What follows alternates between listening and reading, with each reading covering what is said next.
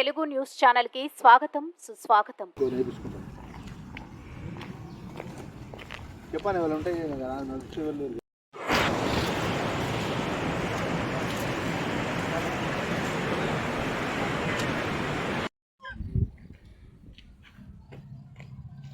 దీన్ని ఆడికెళ్ళి దాకా ఈ కట్టను మంచిగా చెట్ట కట్టించి కొంచెం కట్టని ఎత్తు చెప్తే ఇన్ ఫ్యూచర్లో మంచిగా ఉంటుంది. ఇది ఒక్కకాడ ఏడదగినా కూడా సాలపల్లి, అక్కపల్లి, గుంజపడిగే 3-4 గ్రామాలు అసలు మ్యాప్లు ఉండకుండా పోతాయి.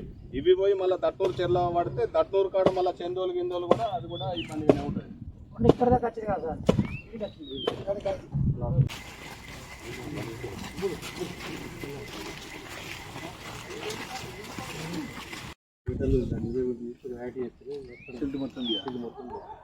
నీళ్ళు మొత్తం పోవాలి కదా. రెండు క్రాపులు పోతాయి. నిన్న డీసార్ తోటి కాదు అంటే ఒక 2 క్రాపులు పోతాయి. కానీ దీన్ని ఆడికెళ్ళి ఇదంతా ఒక 20 years 30 ఎస్టిమేషన్ తోటి వర్క్ స్టార్ట్ చేస్తే ఏమన్నా ఎండింగ్ అటు ఇటు రావచ్చు. అంత తక్కువ అంటే కూడా వర్క్ కూడా ఇన్కంప్లీట్ అటు ఇటు అదూరం అయిపోతే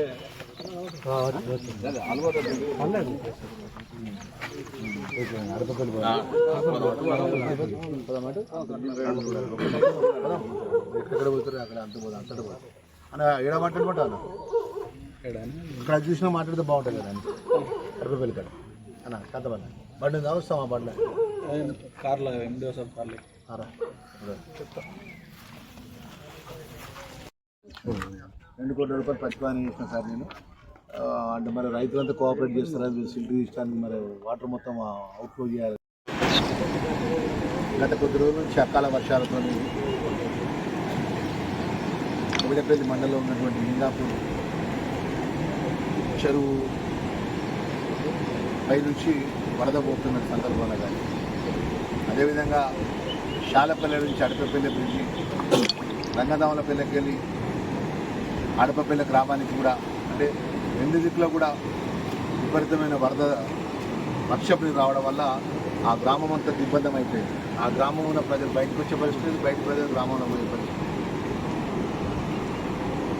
గత ఎన్నో సంవత్సరాలకు వెళ్ళి ఈ పెగడపల్లి మండలంలో ఉన్నటువంటి ఈ 2 గ్రామాలు, ఈ అడపపల్లి గ్రామ ప్రజలు తీవ్ర ఇబ్బందుల పాలవుతుంది చాలా సంవత్సరాలు.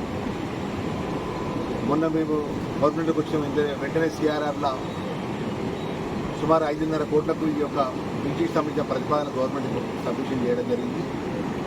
అదేవిధంగా లింగాపూర్ చెరువును ఆ కట్ట స్ట్రెంథనింగ్ చేసి లోపట్టినటువంటి సిల్ట్ మట్టి మొత్తం సిల్ట్ తీసి డీపనింగ్ చేసి తూములు కూడా మరమ్మతు చేసి అన్ని విధాలా కూడా ఈ ప్రాంత రైతాంగానికి ఆ యొక్క లింగాపూర్ చెరువు వాటర్ అంతా కూడా సాగునీరు కోసం కానీ అన్ని విధాలా కూడా రైతులకు ఉపయోగపడే విధంగా భవిష్యత్తులో ప్రణాళిక తయారు చేసుకొని గవర్నమెంట్ సబ్మిషన్ చేయడం జరుగుతున్న విషయాన్ని మీ ద్వారా మీడియా ద్వారా చెప్పడం జరుగుతుంది. ఇప్పుడే ఈ గారితో కూడా మాట్లాడినా మన మధ్యపల్లికి సంబంధించిన బ్రిడ్జి కూడా ఒకటి శ్మశాన వాటికి బ్రిడ్జి, అదేవిధంగా పొలాల బ్రిడ్జి కూడా అది కూడా కొట్టుకుపోయింది. అక్కడ కూడా వెళ్తుంది. మరి ఇప్పుడున్నటువంటి ఈ రాష్ట్రంలో ఉన్నటువంటి గౌరవ ముఖ్యమంత్రి గారు ఖమ్మం జిల్లాలో జరిగినటువంటి జిల్లా మొత్తం అతలాకుతలం అయిపోయింది. అదేవిధంగా మహబాద్ కానీ సూర్యాపేట కానీ ఆ ప్రాంతం అంతా దేవుడి దయతో మన ప్రాంతానికి సంబంధించినటువంటి గోదావరి ఉగ్రరూపం వచ్చినప్పటికీ కూడా మరి భగవంతుడి దయతో ఎవరికి కూడా ప్రాణ నష్టం కానీ ఆస్తి నష్టం కానీ జరగలేదు. ఈ బ్రిడ్జిలకు సంబంధించినటువంటి రాకపోకల విషయంలో కూడా భవిష్యత్తులో ఎప్పుడు కూడా ఇబ్బంది జరగకుండా సిఆర్ఆర్ ద్వారా తక్షణమే పిఆర్ డిపార్ట్మెంట్ నుంచి నిధులు శాంక్షన్ చేయించి ఈ ప్రాంత ప్రజలకు అన్ని విధాలు కూడా ఇలాంటి ఎంత పెద్ద వర్క్ వచ్చినా కూడా ప్రమాదం జరగకుండా, అదేవిధంగా చెరువుకు సంబంధించినటువంటి